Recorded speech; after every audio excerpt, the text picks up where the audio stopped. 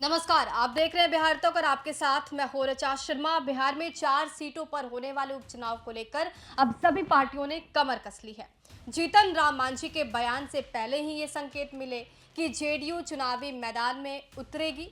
मंत्री अशोक चौधरी ने अब सीट शेयरिंग को लेकर फॉर्मूला भी सेट कर दिया है और अब सबके सामने है कि इन 4 सीटों पर कौन सी पार्टी कितनी सीटों पर चुनावी रण में उतरने वाली है। अशोक चौधरी ने फॉर्मूला डन कर दिया है और उन्होंने जो बयान दिया उससे स्पष्ट है कि 2 सीटों पर बीजेपी, 1 सीट पर जेडीयू और 1 सीट पर हिंदुस्तानी अवाम मोर्चा यानी कि हम पार्टी चुनावी रण में उतरने वाली है।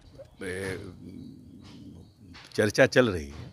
चर्चा चल रही है। अच्छा, बिहार में भी जो 4 सीटों पर उपचुनाव होना है उससे लेकर भी आपकी पार्टी तैयार है पूरी तरह से? हाँ हाँ, हम लोग चलेंगे, हम लोग बेलागंज लड़ेंगे, बेलागंज लड़ेंगे। मजबूती से बेलागंज लड़ेंगे। बाकी इमामगंज मांझी जी का है और 2 सीट भारतीय जनता पार्टी का है। लेकिन प्रशांत किशोर भी कह रहे हैं कल वो सभी कैंडिडेट को अनाउंस कर देंगे। हाँ तो ठीक है, तो अच्छा है ना भाई। तो पार्टी बनाए तो बिना कैंडिडेटे के पार्टी चुनाव लड़ेंगे।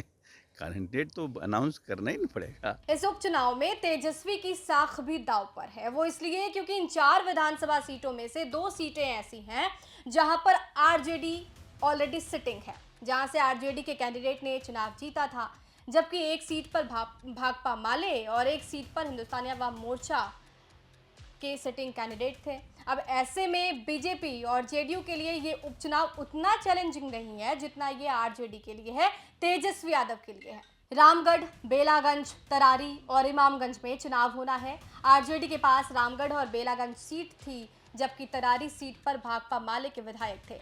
वही इमामगंज की बात की जाए तो हम प्रमुख जीतन राम मांझी यहाँ से विधायक थे। लालू तेजस्वी की ये कोशिश जरूर होगी कि इस बार भी उनके दल का ये कब्जा बरकरार रहे।